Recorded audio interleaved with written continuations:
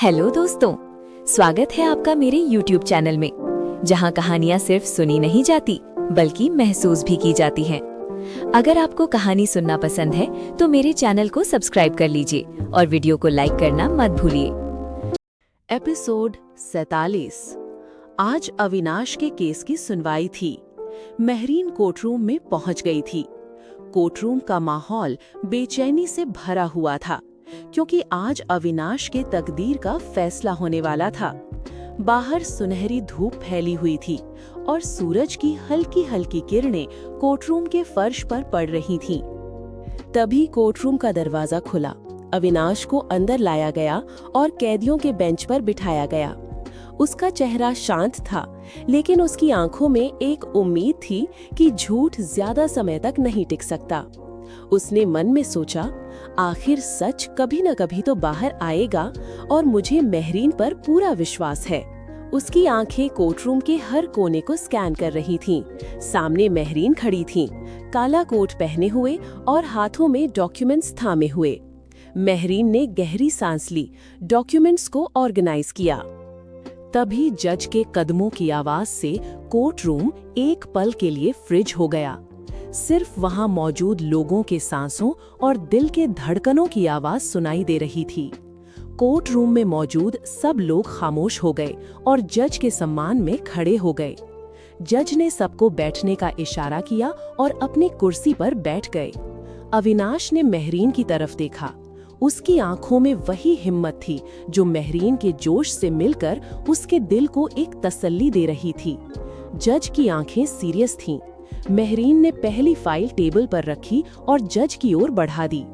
अविनाश गौर से महरीन के चेहरे को पढ़ने की कोशिश कर रहा था। महरीन का कॉन्फिडेंस देखकर उसे कहीं न कहीं तसल्ली मिल रही थी। पब्लिक प्रोसिक्यूटर अपनी सीट से उठा और बोला, माय लॉर्ड, ये केस सिर्फ फाइनेंशियल हेराफेरी का ही नहीं बल्कि अपने अधिकारों का गलत इस्तेमाल करने का भी है। उसकी आवाज कोर्ट रूम में गूंज उठी।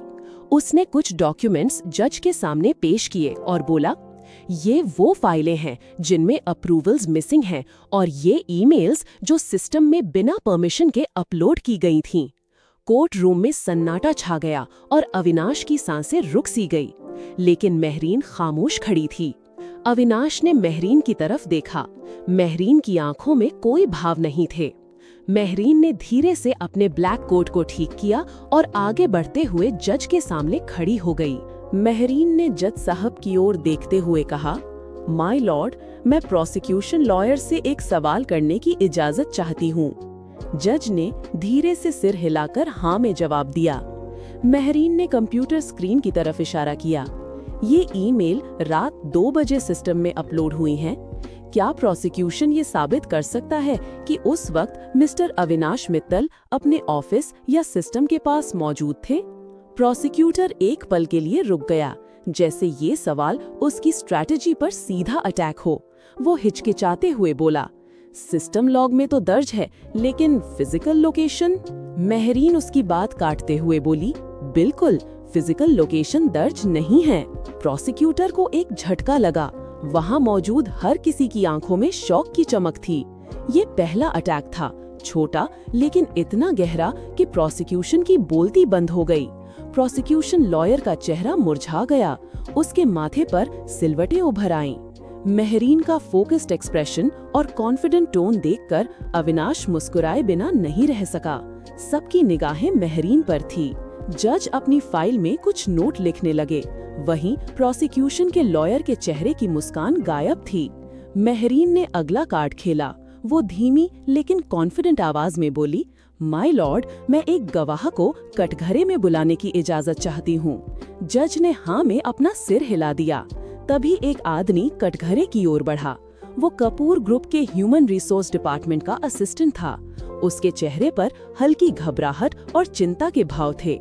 महरीन में आगे बढ़ते हुए धीरे और कॉन्फिडेंट टोन में कहा, क्या आप उस मीटिंग में मौजूद थे जहां प्रोजेक्ट के वर्बल अप्रूवल्स दिए गए थे? वो गवाह थोड़ा हिचकिचाया। उसने जज की ओर देखा, फिर हकलाते हुए बोला, हाँ, जब प्रोजेक्ट के अप्रूवल दिए जा रहे थे तब मैं उसी मीटिंग में मौजूद था। फिर महरीन ने अगला सवाल पूछा, क्या मिस्टर अविनाश मित्तल ने अकेले ही उस मीटिंग में सारे डिसीजंस लिए थे? वो कांपती आवाज में बोला, नहीं, ये डिसीजंस सीनियर मैनेजमेंट की मौजूदगी में लिए गए थे और इन सारे डिसीजंस में उन सब की मर्जी भी शामिल थी। कोर्ट रूम में एक पल के लिए सन्नाटा छा गया। ये वो बयान था जो किसी फाइल में नहीं था, जो किसी डॉक्यूमेंट में रिकॉर्ड नहीं हुआ था। ये ऐसी सच्चाई थी जिसने जज को भी सोचने पर मजबूर कर दिया था। वहीं कोर्ट रूम के पिछले हिस्से में अनाया खामोश बैठी थी। उसका चेहरा बिल्कुल शांत था। कोर्ट रूम का माहौल उसकी हर सांस और टेंशन बढ़ा रहा था। वो धीरे से बड़बड़ाई, महरीन इस गवाह तक कैसे पहुंच गई? इस तरह तो मेरा सारा खेल खत्म हो जाएगा। उसका दिमाग घूम गया। उसको एहसास हुआ कि उसने महरीन को कमजोर समझने की भूल की थी। कोर्ट रूम का सन्नाटा, महरीन का कॉन्फिडेंस और गवाह का सच्चा बयान, इन सब ने उसकी सारी प्लानिंग को एक पल में हवा में उड़ा दिया था। उसने महसूस किया कि महरीन एक ऐसी अपोनेंट है जो उसके लिए चैलेंज बन गई थी। कोर्ट रूम में एक गहरी खामोशी छाई हुई थी। सबकी निगाहें जज पर टिकी हुई थी। तभी जज ने फाइल को धीरे से बंद करते हुए बोलना शुरू किया। इस केस में अभी कई पहलू उजागर नहीं हुए हैं, लेकिन प्रोसिक्यूशन अभी तक अविनाश मित्तल के खिलाफ कोई ठोस सबूत पेश नहीं कर पाए हैं। इसलिए ये अदालत अविनाश मित्तल को अगली तारीख तक पुलिस रिमांड की बजाय जेल कस्टडी में भेजने का हुक्म देती है। अविनाश ने महरीन की तरफ देखा, मानो कह रहा हो, तुम्हारा साथी मेरा यकीन है। महरीन की दलीलों ने उसका यकीन और मजबूत कर दिया था। इसी बीच अनाया तेजी से कोर्ट से बाहर निकल गई। उसका चेहरा पीला पड़ गया था। वो तेज कदमों से चलते हुए खुद से कह रही थी, मैंने कभी नहीं सोचा था कि महरीन इस तरह केस का रुख बदल देगी। अब मुझे अगला वार और मजबूत करना होगा। वहीं दूसरी तरफ महरीन लॉयर चैम्बर में आई। उसने अपने पर्स से डायरी निकाली और एक नाम लिखा, एक ऐसा नाम जो इस खेल का अगला और मजबूत मोहरा था। क्या होगा कहानी में आगे? क्या महरीन अविनाश को निर्दोष साबित कर पाएगी? क्या अनाया फिर कोई चाल चलेगी? क्या होगा महरीन का अगला कदम?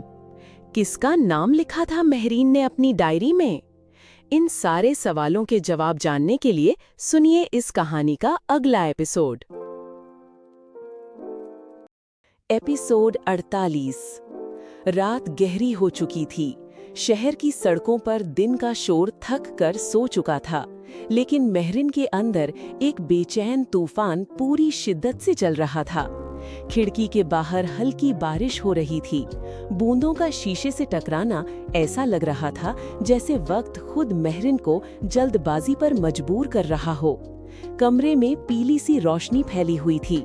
टेबल पर फाइलों का ढेर था, कानून की मोटी किताबें, पेपर्स पर मार्कर के निशान और इन सब के बीच अविनाश की तस्वीर। महरीन की नजर वहीं ठहर गई। अविनाश, वो आंखें जिनमें सच पर यकीन था, वो खामोश मुस्कुराहट जो दर्द छुपा लेती थी। एक लम्हे के लिए महरीन की आंखें भीग गई, दिल कमजोर हुआ, लेकिन अगले ही पल उसने गहरी सांस ली और खुद को संभाल लिया। वो धीमी आवाज में बोली, मैं जज्बाती नहीं हो सकती। अगर मैं टूटी तो वो हमेशा के लिए हार जाएगा। तभी उसकी नजर अपनी डायरी पर पड़ी, वही डायरी जिसमें आज कोर्ट से निकलते ही उसने एक नाम लिखा था।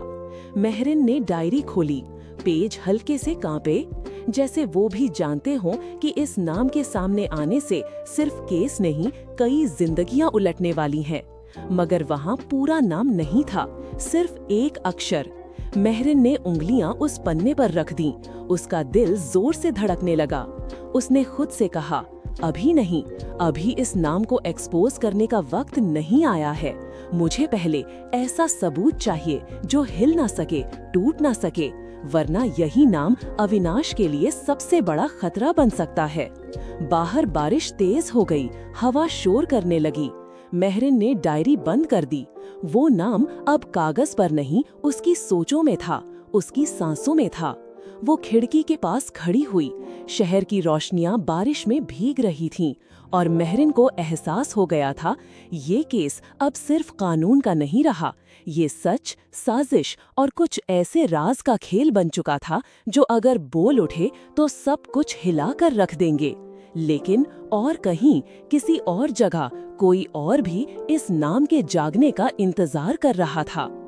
वहीं दूसरी तरफ अनाया का कमरा पूरी तरह से अंधेरे में डूबा हुआ था। सिर्फ एक टेबल लैंप चल रहा था, जिसकी मध्यम रोशनी उसके चेहरे पर खेल रही थी। अनाया आईने के सामने खड़ी थी। चेहरा शांत, लेकिन आंखों में एक चमक थी, घबराहट के साथ साथ प्लानिंग की चमक। उसने मुट्ठियां मजबूती से भींची और खुद से कहा, मेहरिन, आज तुमने मुझे कमजोर महसूस करवाया, लेकिन याद रखो, ये जंग अभी खत्म नहीं हुई है, ये खेल अभी शुरू हुआ है। हल्की सी बारिश की बूंदें खिड़की से टकरा रही थीं। हर बूंद की आवाज एक साजिश की तरह कमरे में गूंज रही थी। अनाया ने फोन उठाया। उसकी उंगलियां हल्की कांप रही थीं, लेकिन उसकी आंखों में मजबूत हौसले की रोशनी साफ दिखाई दे रही थी। उसने एक पुराना नंबर डायल किया, वो नंबर जो बरसों से खामोश था। फोन की दूसरी तरफ से एक गहरी, सर्द लेकिन प्रभावशाली आवाज आई। इतने सालों बाद याद आई। अनाया की सांसें तेज हो गईं, लेकिन उसने शांत लहजे में जवाब दिया, मुझे तुम्हारी मदद चाहिए, ये केस मेरे हाथ से निकल रहा है। कुछ देर फोन पर खामोशी छाई रही। फिर वो लफ्ज सुनाई दिए जो हर लम्हे को खतरे में बदल सकते थे। अगर मैं आया तो ये खेल खून मांगेगा। अनाया की आंखों में खौफ झलका, दिल तेज धड़कने लगा, लेकिन उसने अपने आप को काबू में रखते हुए आंखें बंद की और सिर हिलाकर कहा, मुझे मंजूर है। ये सिर्फ एक फोन कॉल नहीं थी, ये एक नए खेल का आगाज था। एक ऐसी साजिश जो मेहरिन और अविनाश के रास्ते में कांटे बिछा रही थी, जिसका अंजाम सिर्फ अदालत के दिन और खुफिया सबूत की रोशनी में जाहिर होगा।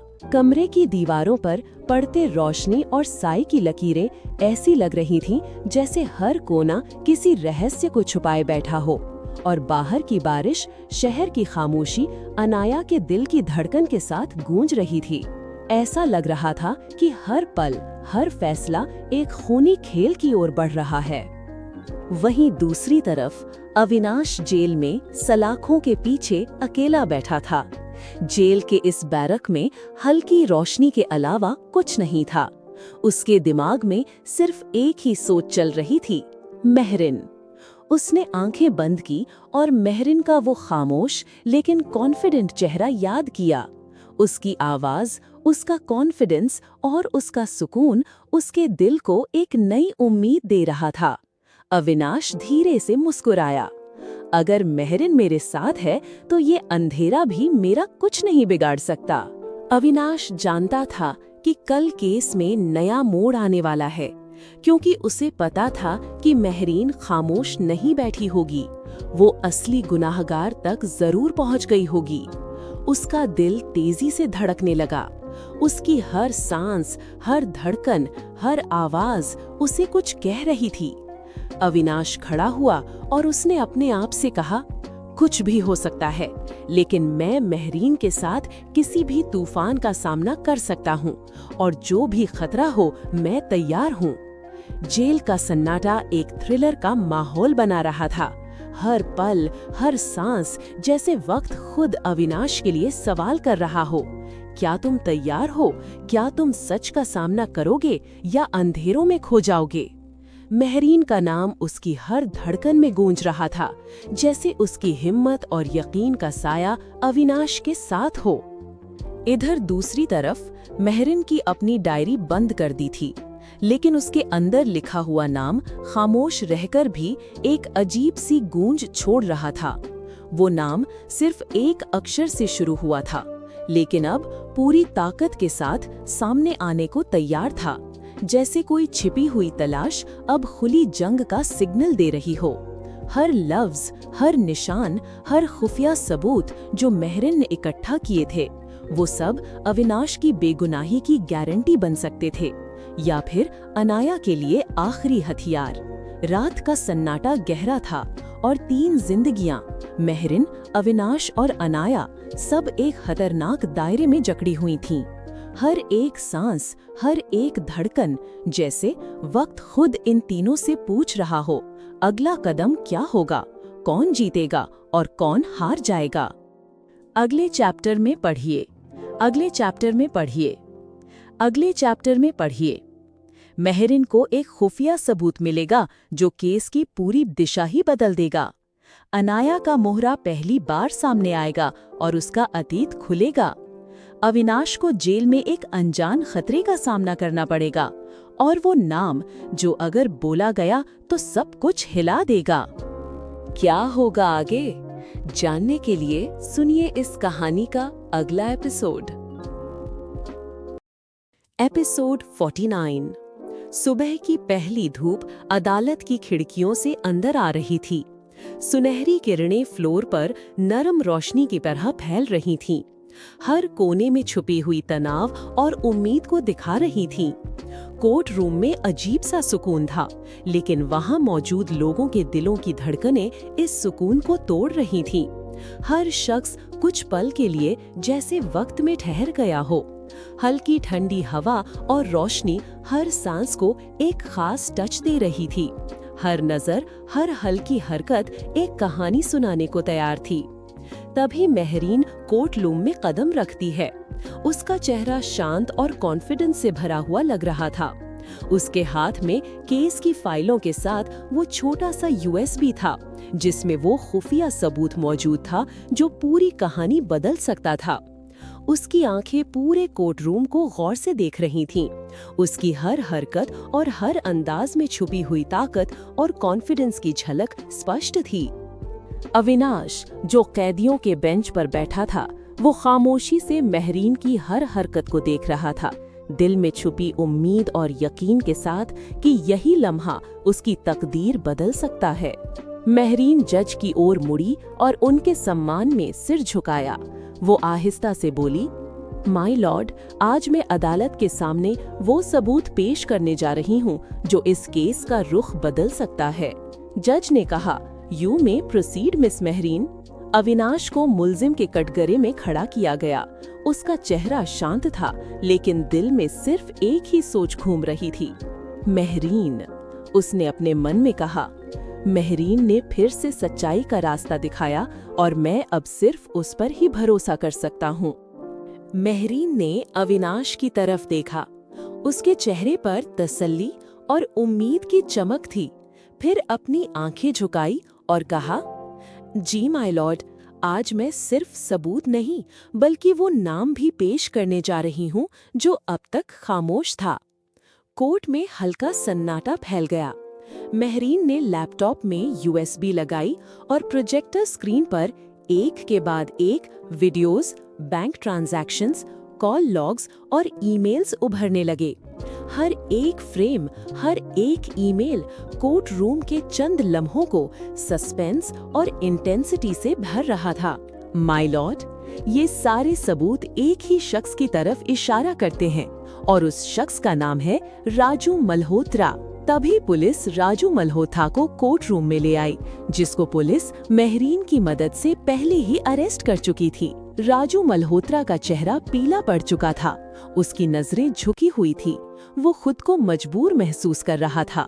हर कदम, हर हरकत के साथ कोर्ट में सस्पेंस का रंग और गहरा होता जा रहा था और कोर्ट की पिछली सीट पर बैठी अनाया को राजू मल्होत्रा को देखते ही एक तेज झटका लगा था। जज ने राजू मल्होत्रा पर अपनी नजरें घुमाई और पूछा, इन सारे सबूतों में आपका नाम साफ साफ दिखाई दे रहा है, आप अपनी सफाई में कुछ कहना चाहेंगे? राजू ने गहरी सांस ली, आंखें उठाकर मेहरीन की तरफ देखा, फिर जज की ओर देखते हुए बोला, जी माय लॉर्ड, इन सब के पीछे मेरा ही हाथ है, लेकिन मैंने पैसों के लालच में आकर अनाया के कहने पर ये सब किया था। मेहरीन ने तुरंत दूसरी फाइल खोली। ये अनाया और राजू की कॉल डिटेल्स हैं, साथ में बैंक ट्रांजैक्शंस और ईमेल्स, जिनमें अविनाश को फंसाने का पूरा प्लान है। जज ने प्रोसिक्यूशन की तरफ देखा, आप कुछ कहना चाहेंगे? प्रोसिक्यूशन ने ना में अपना सिर हिलाया, कुछ देर तक जज अविनाश को देखते रहे। फिर वो फाइल खोली और कुछ लिखने लगे। फाइल में लिखने के बाद जज ने अपनी नजरें उठाईं और मेहरीन की तरफ देखने लगे और हल्का सा मुस्कुराए। कोर्ट रूम में मौजूद सबके दिलों की धड़कनें तेज हो गई। अनाया का चेहरा सफेद पड़ गया था। तभी जज बोले, गवाहों के बयानात और मिस मेहरीन की ओर से पेश किए गए सबूतों को देखते हुए ये साबित हो चुका है कि इन सब के पीछे राजू मल्होत्रा की साजिश थी। फिर वो फाइल में कुछ लिखते हुए बोले, इसलिए अदालत अविनाश मित्तल को निर्दोष मानते हुए उन्हें तुरंत रिहा करने का हुक्म देती है। और उन्होंने वहां मौजूद पुलिस ऑफिसर को देखा। राजू मल्होत्रा और अनाया को तुरंत गिरफ्तार करके उन पर मुकदमा चलाया जाए। द केस इज डिसमिस्ड कहकर जज खड़े हुए और अपने चेम्बर में चले गए। तभी वहां मौजूद लेडी कांस्टेबल आगे बढ़ी और अनाया को गिरफ्तार कर लिया। अनाया जोर जोर से चिल्लाने लगी, मैंने कुछ नहीं किया है, राजू झूठ बोल रहा है। लेकिन उसकी बात पर किसी ने ध्यान नहीं दिया। कोर्ट रूम में तालियों और खुशी की लहर फैल गई। अविनाश की आंखें नम हो गई। वो हल्का सा मुस्कुराते हुए बस मेहरीन को ही देख रहा था। लेकिन मेहरीन के चेहरे पर कोई भाव नहीं थे, लेकिन उसका चेहरा शांत और थका हुआ था। वो पास ही एक कुर्सी पर बैठ गई और अपनी आंखें बंद कर ली। आंखें बंद करते ही मेहरीन को वो पल याद आ गए जब वो इस केस की तहकीकात में जुटी हुई थी। और फिर वो फ्लैशबैक में चली गई।